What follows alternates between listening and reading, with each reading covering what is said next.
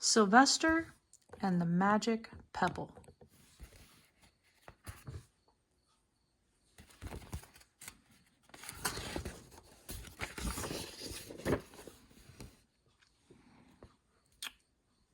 Sylvester Duncan lived with his mother and father at Acorn Road in Oatsdale.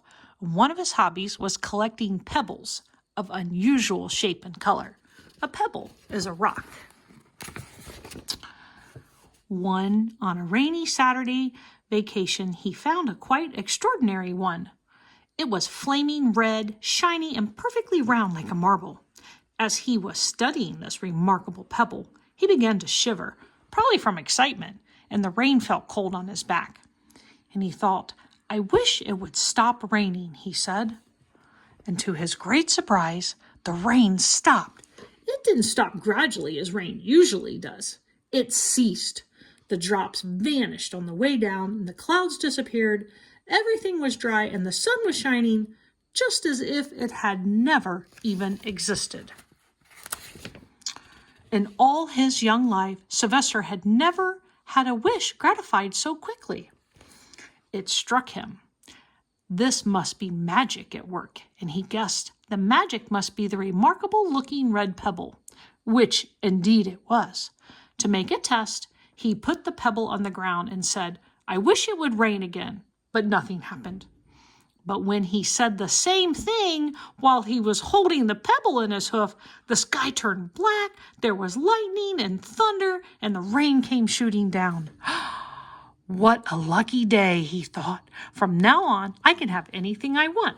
My mother and father can have anything they want. My relatives, my friends, anybody can have everything anybody wants.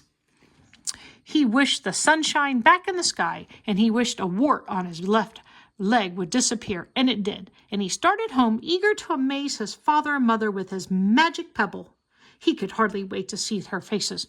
Maybe they wouldn't even believe him.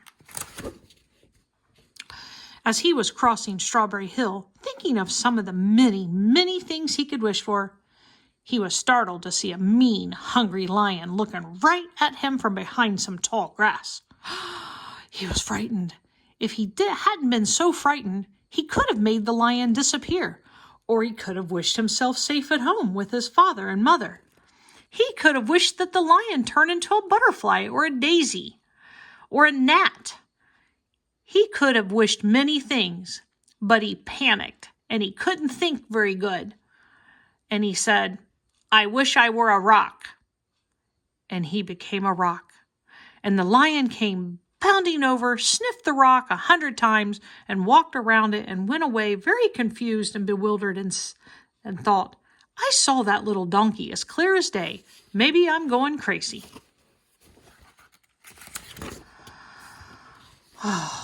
And there was Sylvester.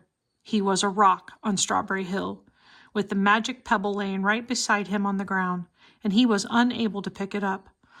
Oh, how he wished he were himself again. He thought, but nothing happened. He had to be touching the pebble to make the magic work, but there was nothing he could do about it. His thoughts began to race like mad. He was scared and worried, being helpless, and he felt hopeless. He imagined all the possibilities, and eventually he realized that his only chance of becoming himself again was for someone to find the red pebble and to wish that the rock next to it would be a donkey. Someone would surely find the red pebble. It was bright and shiny. But what on earth would make them wish that the rock were a donkey? The chance was 1,000,000,000 at best. Sylvester fell asleep. What else could he do? Night came with many stars. Meanwhile, back at home, Mr. and Mrs. Duncan, Sylvester's parents, paced the floor. They were frantic with worry. Sylvester had never come home later than dinner time. Where could he be? They stayed up all night wondering what had happened, expecting that Sylvester would surely turn up by morning, but he didn't. Mrs. Duncan cried a lot, and Mr. Duncan did his best to soothe her. Both wanted to have their dear son with them. "I will never scold Sylvester again as long as I live," said Mrs. Duncan, "no matter what he does." And in the morning, they went about inquiring of all the neighbors. They talked to all of the children, the puppies, the kittens, the colts, the piglets. No one had seen Sylvester since the day before yesterday. They went to the police, and the police could not find Sylvester either. All the dogs in Oatsdale went searching for him. They sniffed behind every rock and tree and blade of grass and into every nook and gully of the neighborhood and beyond, but found not a scent of him. They sniffed the rock on Strawberry Hill, but it smelled like a rock. It didn't smell like Sylvester. Oh, after a month of searching the same places over and over again and inquiring of the same animals over and over again, Mr. and Mrs. Duncan knew there was nothing else they could do. They concluded that something dreadful must have happened, and they would probably never see their son again.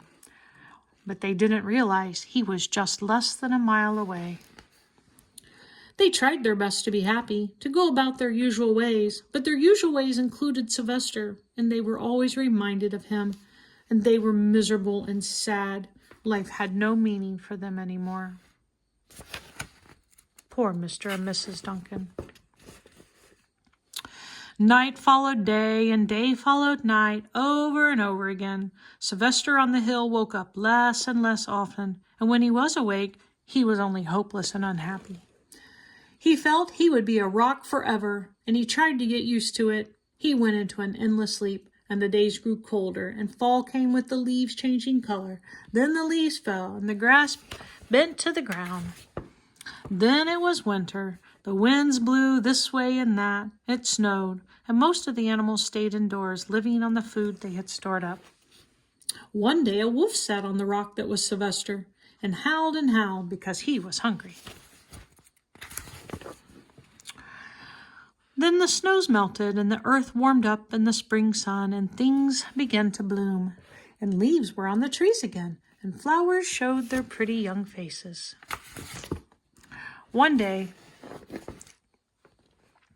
Mr. Duncan insisted that his wife go with him on a picnic. "Let's cheer up," he said. "Let us try to live again and be happy, even though Sylvester, our angel, is no longer with us." And they went to Strawberry Hill. Oh, no. Mrs. Duncan sat down on the rock. The warmth of his own mother sitting on him woke Sylvester up from his deep winter sleep.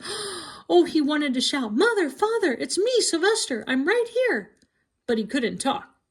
He had no voice because he was a rock. Mrs. Duncan walked aimlessly about while Mr. Duncan set out the picnic food on the rock. Alfalfa sandwiches, pickled oats, sassafras salad, Timothy compote. Suddenly, Mr. Duncan saw the red pebble. "What a fantastic pebble!" he exclaimed. "Sylvester would have loved it for his collection." And he put the pebble on the rock. They sat down to eat. Sylvester was now as wide awake as a donkey that was a rock could possibly be. Mrs. Duncan felt some mysterious excitement. "You know, Father," she said, "I have the strangest feeling that our dear Sylvester is still alive and not far away." I am, Sylvester wanted to shout, but he couldn't because he was a rock. If only he had realized that the pebble resting on his back was the magic pebble. "Oh, how I wish he were here with us on this lovely May Day," said Mrs. Duncan, and Mr. Duncan looked sadly at the ground. "Don't you wish it too, Father?" she said. He looked at her as if to say, "How can you ask such a question?" Mr. and Mrs. Duncan looked at each other with great sorrow. "I wish I were myself again. I wish I were myself again," thought Sylvester, and in less than an instant, he was. You can imagine the scene that followed, the embraces and the kisses and the questions, the answers, the loving looks, and the fond exclamations. When they had eventually calmed down a bit and had gotten home, Mr. Duncan put the magic pebble in an iron safe. Someday they might want to use it, but really for now, what more could they wish for? They all had what they wanted, which was each other. The end.